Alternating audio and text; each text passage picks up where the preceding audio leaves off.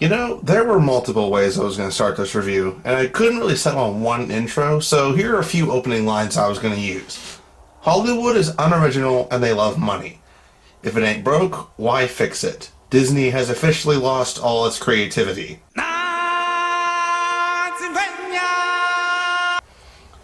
And finally, The Lion King is a movie that simply did not need to be remade. I really don't know where to start with this movie. It's just another remake in a series of remakes that are both creatively bankrupt and unnecessary. This is usually the part where I warn of spoilers, but in this movie, there are literally absolutely none. It is so nearly identical to the original, in some cases it's shot for shot exactly the same. If you've seen the original, and what human being on this planet hasn't, then you've seen this remake in its entirety. In fact, you've seen a superior version. First off, we gotta start with the visuals. I'll give credit where credit is due. The visuals were excellent. The CGI and grand sweeping African vistas were extremely pleasing to the eye. It felt like I was watching a BBC documentary. All it was missing was David Attenborough's narration. However, I wasn't watching a BBC documentary. I was supposed to be watching The Lion King. A movie that stars African animals that have human-like expressions, feelings, dreams, and motivations. Well, that's the biggest asset and the biggest downside to The Lion King remake. The animal models look excellent from a realism standpoint, but from a storytelling standpoint, they are vastly inferior to their animated versions. It's difficult to insert human emotion into a photoreal animal since real animals don't have human emotion. The reason why the animated movie was so memorable is that even though animals were on screen, the actors and facial expressions the animators gave them made them seem almost human. You can see the wacky joy in Pumbaa and Timon's faces, you can see the evil in Scar's face, and you can see the intense betrayal in Mufasa's face when Scar murdered him. In the remake, all you see are regular animals, except their mouths move when they speak. It just didn't work. There was so little emotion displayed by any of the characters, and this was horrendously apparent in Mufasa's death scene. This is regarded as one of the most emotionally powerful scenes in any Disney movie for a good reason. The acting, facial expressions, intense music, and dark, dusty atmosphere and lighting give this scene a huge sense of drama. In the remake, all this is lost. Here's a comparison of the scene.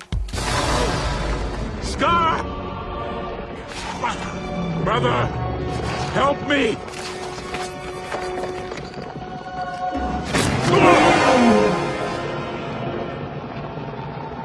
Long live the king.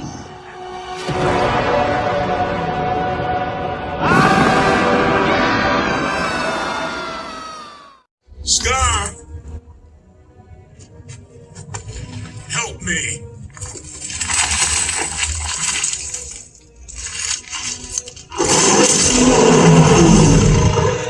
Long live the king!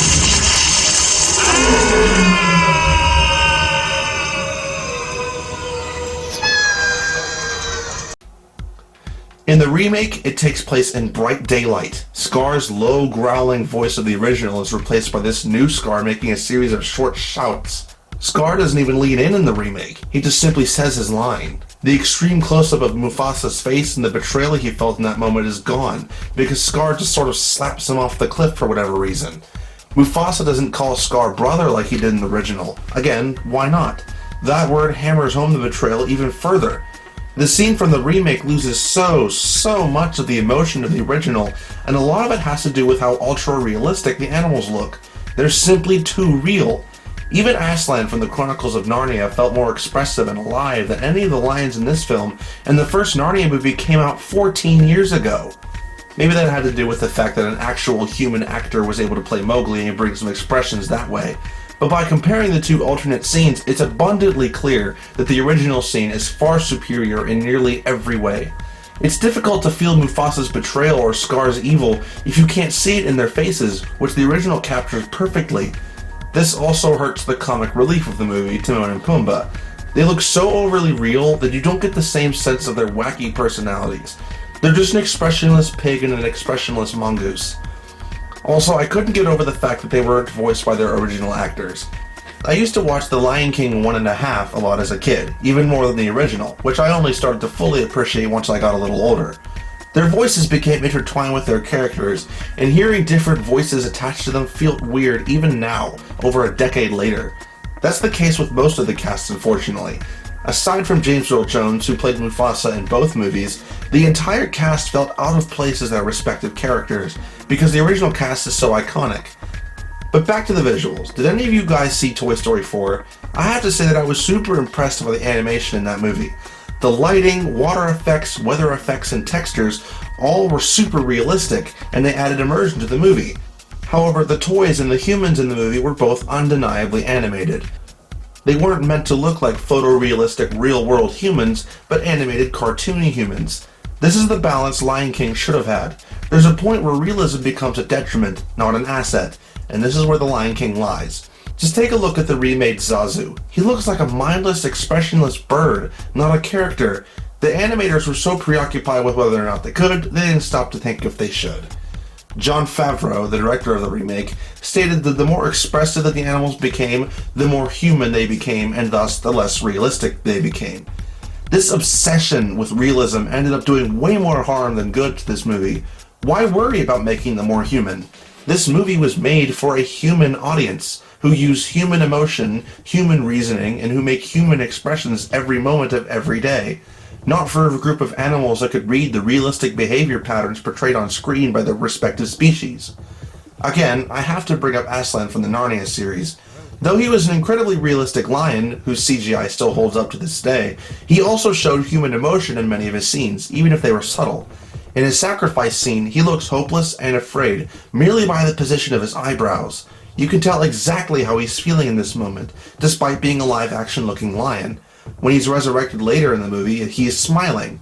Lions can't actually smile in real life, but it isn't super stylized, yet we know exactly what emotion he's feeling. He's triumphant, and he's happy to see the girls that stayed and mourned for him. Of course, Liam Neeson's excellent voice acting did nothing but help, but even muted, you can discern Aslan's emotion. Aslan is the perfect balance of realism and stylization. He isn't too cartoony that he doesn't fit in with the other live-action characters, and he isn't too real that he shows no emotion compared to the other emoting characters. The songs of this movie also suffer massively compared to the original. Hakuna Matata is missing all the bright colors, visual comedy, and upbeat emotion of the original movie. The scene where the trio jumps into the pool is completely gone. In the remake, they simply bounce around a clearing. No color, no emotion. They just look like three animals walking beside each other. Scar's Be Prepared number is drastically shortened and missing the iconic volcanic vents and the hyenas marching in formation. The Just Can't Wait to Be King song is missing the memorable animal pyramid and instead takes place at a watering hole where all the animals just walk alongside Simba. The ultra-stylized colors, which were even parodied in The Lion King 1.5, are gone. Again, it looks like a bunch of animals walking around.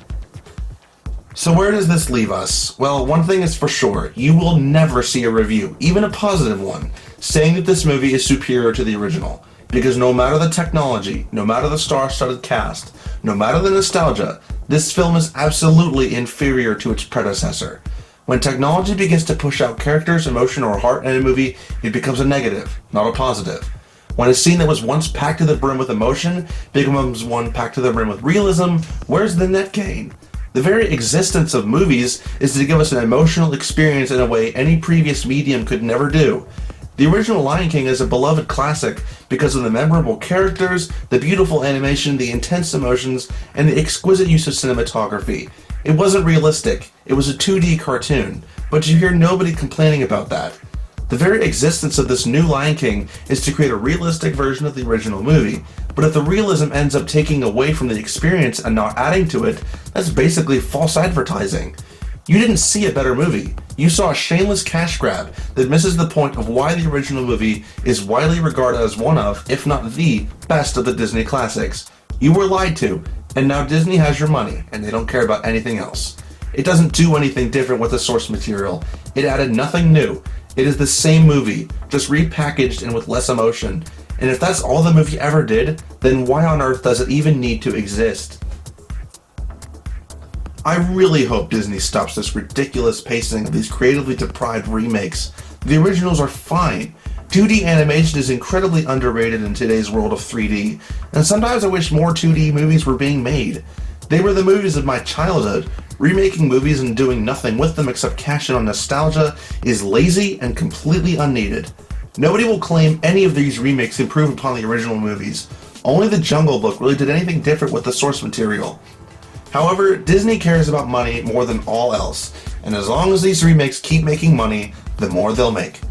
Someday, when Disney is churning out the new live-action remake of The Emperor's New Groove, I hope people will begin to realize that they're being duped. Eventually, they will. The Lion King remake didn't do so well with the critics. I hope it's the beginning of the end as far as these remakes go, because eventually they will be ended, and Disney will be forced to make original content once again. It's just the circle of life. Thanks for watching my review of The Lion King remake. My advice, skip the movie. The original is exactly the same and far superior, and if you must see live-action lions, Planet Earth, Life, and Africa Eye to Eye with the Unknown are all excellent documentaries by BBC Earth that I highly recommend. It's as photorealistic as you can possibly get. If you guys enjoyed, then leave a like, and until next time, I'll see you guys later.